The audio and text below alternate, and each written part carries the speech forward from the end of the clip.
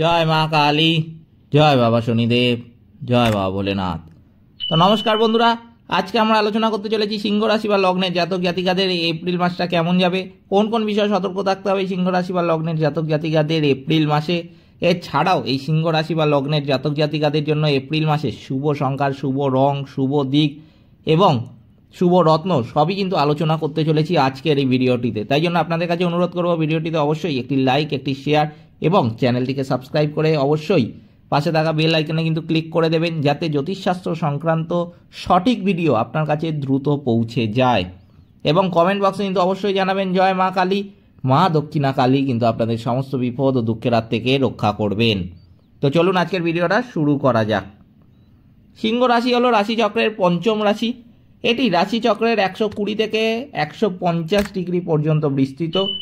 মঘা নক্ষত্রের, পূর্ব ফাল্গুনী নক্ষত্রের এবং উত্তর ফাল্গুনী নক্ষত্রের জাতক জাতিকারা সিংহ রাশির কিন্তু অন্তর্ভুক্ত। এই রাশির অধিপতি হলেন স্বয়ং সূর্যদেব। এবার চলুন জেনে নেওয়া যাক এই সিংহ রাশি বা লগ্নের জাতক জাতিকাদের জন্য গ্রহ গোচর কি বলছে, গ্রহদের অবস্থান কোথায় আছে। যেটা দেখা যাচ্ছে, প্রথম ঘরের অধিপতি রবি 14/4/2025 অর্থাৎ সোমবার দিন মীন রাশি থেকে মেষ রাশিতে কিন্তু পরিবর্তিত হচ্ছে। দ্বিতীয় এবং একাদশ ঘরের অধিপতি বুধ এই মাসে মীন রাশিতে কিন্তু তার সঞ্চার অব্যাহত রাখছে। তৃতীয় এবং দশম ঘরের অধিপতি সূর্য এই মাসে কিন্তু মীন রাশিতে তার সঞ্চার অব্যাহত রাখছে। চতুর্থ এবং নবম ঘরের অধিপতি মঙ্গল 3/4/2025 বৃহস্পতিবার মিথুন রাশি থেকে কর্কট রাশিতে কিন্তু পরিবর্তিত হচ্ছে। পঞ্চম এবং অষ্টম ঘরের অধিপতি বৃহস্পতি এই মাসে বৃষ রাশিতে কিন্তু তার সঞ্চার অব্যাহত রাখছে। ষষ্ঠ এবং সপ্তম ঘরের অধিপতি শনি এই মাসে মীন রাশিতে তার সঞ্চার অব্যাহত রাখছে। রাহু এই মাসে কিন্তু মীন রাশিতে তার সঞ্চার অব্যাহত রাখছে এবং সর্বশেষ কেতু এই মাসে কিন্তু কন্যা রাশিতে তার সঞ্চার অব্যাহত রাখছে। সুতরাং গ্রহ নক্ষত্রের অবস্থান অনুযায়ী সিংহ রাশি বা লগ্নের জাতক জাতিকাদের জন্য এই এপ্রিল মাস কিন্তু মিশ্র ফল দেবে। স্বাস্থ্য এবং আর্থিক দিক থেকে আপনি কিছুটা কঠিন সময় কিন্তু দেখতে পাবেন এবং ব্যক্তিগত জীবনে কিছুটা ভালো সময় কিন্তু থাকবে। অতএব খুব ভালো ফল যে দেখতে পাবেন এই মাসে তা কিন্তু একদমই নয়, আবার খুব খারাপ ফলও পাবেন যে তাও কিন্তু নয়। সুতরাং মিশ্র ফল দেবে এই মাস, এপ্রিল মাস। এই মাসে কিন্তু কিছু কিছু ব্যাপারে আপনাদের সাবধানও থাকতে হবে। কী কী সেই ব্যাপার সবই কিন্তু বলছি। পেশাগতভাবে এই মাসটি স্বাভাবিক কিন্তু থাকবে, কারণ প্রথম 2 সপ্তাহে বড় কোনো পরিবর্তন কিন্তু হবে না এবং আপনার ঊর্ধ্বতন কর্তৃপক্ষের সাথে কিছু সমস্যাও কিন্তু এই সময় হতে পারে। তাই জন্য আপনাকে কিন্তু সাবধানে থাকতে হবে। তাই জন্য প্রথমেই আপনারা বলবেন যে কিভাবে সাবধান থাকবো এই বিষয়ে। আমি কিন্তু তার উত্তরে একটাই বলবো যে সাবধান থাকতে হবে আপনাদের কথাবার্তাকে নিয়ে। কথাবার্তা কিন্তু খুব মেপে বলবেন এই সময়। এই সময় কিন্তু যতটা দরকার ততটাই কথা বলতে যাবেন, অতিরিক্ত কথার দরকার নেই। যদি খুব কম কথায় উত্তর দেওয়া যায়, হ্যাঁ বা নায় শেষ করা যায়, তাহলে কিন্তু অতি মঙ্গল। কথা কিন্তু আমি বলতে চাইছি যে যতটা কম বলবেন তত কিন্তু ভালো ফল আপনি এই মাসে পাবেন। আর এই মাসে যদি কথা বেশি বলেন, আমি কিন্তু বলবো তাহলে আপনি অত্যন্ত বড় সমস্যার সম্মুখীন হবেন। কারণ এই সময় আপনার মুখ দিয়ে কিন্তু এমন কথা বেরিয়ে যাবে, আপনি কিছুক্ষণ ছাড়াই কিন্তু রাগান্বিত হয়ে পড়বেন, রেগে যাবেন, ক্রোধিত হয়ে পড়বেন। আপনি যদি রাগ অত নাও করেন, আমি কিন্তু বলবো যে এই মাসে আপনি দেখতে পাবেন যে যেই ছেলেটা বা যেই মেয়েটা রাগ করেই না সিংহ রাশি বা লগ্নের জাতক জাতিকাদের, সেও কিন্তু এই সময় কিছুক্ষণ ছাড়াই কোনো ছোট ছোট ব্যাপারের জন্য কিন্তু দেখবেন রাগান্বিত হয়ে পড়ছে, রেগে যাচ্ছে, ক্রোধিত হয়ে যাচ্ছে। এইগুলো কিন্তু দেখতে পাওয়া যাবে। আর সেই রাগের বশে, ক্রোধের বশে সে কিন্তু এমন কিছু অশ্রাব্য ভাষা বলে ফেলবে বা এমন কিছু কাজ করে ফেলবে, সেটা দিয়ে কিন্তু মাথা গরম হয়ে যাবে বা কথার পৃষ্ঠে কথা, এইভাবে কিন্তু একটা ঝগড়ার সূত্রপাত হয়ে যাবে। সেটা কিন্তু তারা বুঝতেও পারবে না। তাই জন্য আমি কিন্তু আগের থেকে বলছি তাদেরকে কথা কম বলতে হবে, খুব মেপে কথা বলতে হবে।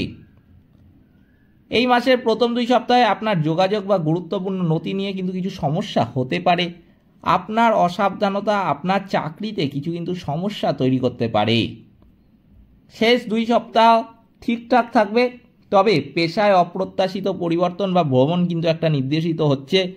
কর্মক্ষেত্রে কারোর সাথে অপ্রয়োজনীয় তর্ক কিন্তু এড়াতে চেষ্টা করুন, কারণ তা আপনার চাকরিতে কিন্তু সমস্যা তৈরি করতে পারে, যেটা আমি একটু আগেই আপনাদের বললামই। স্বাস্থ্যের দিক থেকে এই মাসটি কিন্তু স্বাভাবিক থাকবে। রবি অষ্টম এবং নবম ঘরে সঞ্চার করার কারণে স্বাস্থ্য সমস্যা কিন্তু দেখা দেবে। বিশেষ করে মাথা, চোখ এবং রক্ত সম্পর্কিত সমস্যা। আপনার স্বাস্থ্যের যত্ন নেওয়া উচিত এই সময়, এবং সময় মতো খাবার খাওয়া ও পর্যাপ্ত বিশ্রাম নেওয়াও কিন্তু উচিত। এই মাসের দ্বিতীয়ার্ধে আপনার স্বাস্থ্যের কিছুটা উন্নতি কিন্তু হতে পারে। মঙ্গল দ্বাদশ ঘরে সঞ্চার করার কারণে ক্রোধের কারণে স্বাস্থ্য সমস্যা কিন্তু দেখা দেবে, তাই আপনার ক্রোধও কিন্তু নিয়ন্ত্রণ রাখা উচিত এই সময়। পারিবারিক দিক থেকেও কিন্তু এই মাসটা মিশ্র ফল দেবে। আপনার জীবনসঙ্গীর সাথে কিছু সমস্যা কিন্তু এই সময় হতে পারে। এই মাসে আপনার জীবনসঙ্গী বা আপনার পরিবারের কোনো সদস্যের সাথে কিন্তু ভুল বোঝাবুঝি বা ভুল যোগাযোগ নির্দেশিত হচ্ছে, তাই জন্য কিন্তু আপনাদের এই বিষয়ে যথেষ্ট সতর্ক থাকতে হবে। তাদের সাথে তর্ক করা এড়াতে কিন্তু চেষ্টা করবেন, কারণ এটি অপ্রয়োজনীয় সমস্যা কিন্তু তৈরি করবে। তাই জন্য আমি কিন্তু আগেই বলেছি আপনাদের, যে কথা কিন্তু মেপে বলতে হবে, সেটা যে কোনো জায়গায় হোক না কেন, অফিসে, ব্যবসায়, কিংবা পারিবারিক ক্ষেত্রে, কিংবা আপনার সঙ্গীর সাথে যেখানেই আপনি কথা বলবেন, বা বন্ধু বান্ধবদের সাথে আমি বলবো, পাড়াতে কথা বলছেন, আপনার বন্ধু বান্ধব খুব কয়েক বছর পর আমি বলবো দেখা হয়েছে, তাদের সাথেও কিন্তু খুব ভালো সম্পর্ক আপনি মনে করছেন, কিন্তু এই সময় কথাবার্তায় কিন্তু আপনার সমস্যা সৃষ্টির অন্যতম কারণ হয়ে দাঁড়াবে। তাই জন্য আপনাকে কিন্তু অবশ্যই কথাটা মেপে বলতে হবে। কথা কিন্তু যত কম বলবেন তত কিন্তু মঙ্গল হবে। দ্বিতীয়ার্ধে আপনি বাড়িতে একটি ভালো জীবন কিন্তু উপভোগ করবেন, এবং আপনার পরিবারের সদস্যদের সাথে সম্পর্কও কিন্তু উন্নত হবে। আর্থিকভাবে এই মাস আপনার জন্য স্বাস্থ্য সমস্যা এবং প্রথম 2 সপ্তাহে অপ্রয়োজনীয় খরচের কারণে ব্যয় বেশি হতে পারে। পরে শেষ 2 সপ্তাহে আপনার স্বাস্থ্য কিন্তু স্বাভাবিক অবস্থায় ফিরে আসবে এবং ব্যয়ও কিন্তু নিয়ন্ত্রণে আসবে। আপনি এই মাসের দ্বিতীয়ার্ধে কিছু ভ্রমণও কিন্তু করতে পারেন, যা অতিরিক্ত ব্যয়ও কিন্তু আপনার বাড়াতে পারে। ব্যবসায়িক দিক থেকে এই মাসটি কিন্তু খুবই সাধারণ থাকবে, কারণ কম ব্যবসা এবং বেশি ব্যয় নির্দেশিত হচ্ছে। বড় বিনিয়োগের জন্য এটি কিন্তু একদমই ভালো মাস নয়। আপনি প্রতিশ্রুত কাজ সময় মতো সম্পন্ন করতে না পারার কারণে আপনার গ্রাহকদের সাথে কিছু সমস্যা কিন্তু হতে পারে, যা আপনার উপর আস্থার অভাব কিন্তু তৈরি করতে পারে। সম্ভব হলে বিশেষ করে এই মাসের প্রথমার্ধে নতুন চুক্তিতে স্বাক্ষর করা কিন্তু যতটা সম্ভব এড়িয়ে চলবেন। শিক্ষার্থীদের বলবো, প্রথম 2 সপ্তাহে সাধারণ সময় কিন্তু থাকবে, পরে তারা ভালো সময় কিন্তু দেখতে পাবে। ভালো ফলাফলের জন্য তাদের পড়াশোনায় বেশি মনোযোগ দেওয়া কিন্তু উচিত। পরীক্ষা দেওয়ার সময় তাদের এই মাসের প্রথম 2 সপ্তাহে কিন্তু সতর্ক থাকতে হবে। এবার আমি বলবো, এই এপ্রিল মাসের জন্য সিংহ রাশি বা লগ্নের জাতক জাতিকাদের শুভ সংখ্যা, শুভ রং, শুভ দিক এবং শুভ রত্ন কি কি। শুভ সংখ্যা কিন্তু হচ্ছে এই এপ্রিল মাসের জন্য সিংহ রাশি বা লগ্নের জাতক জাতিকাদের 68, শুভ দিক দক্ষিণ, শুভ রত্ন চুনি, শুভ রং কিন্তু হচ্ছে কমলা। এই ছিল সিংহ রাশি বা লগ্নের জাতক জাতিকাদের এপ্রিল মাসের সম্পূর্ণ রাশিফল। ভিডিওটিতে অবশ্যই একটি লাইক, একটি শেয়ার এবং চ্যানেলটিকে সাবস্ক্রাইব করে আমাদের পাশে দাঁড়াতে কিন্তু ভুলবেন না, এবং কমেন্ট বক্সে কিন্তু অবশ্যই জানাবেন জয় মা কালী। মা দক্ষিণা কালী কিন্তু আপনাদের সমস্ত বিপদ ও দুঃখের হাত থেকে রক্ষা করবেন। সকলে ভালো থাকবেন, সুস্থ থাকবেন। নমস্কার।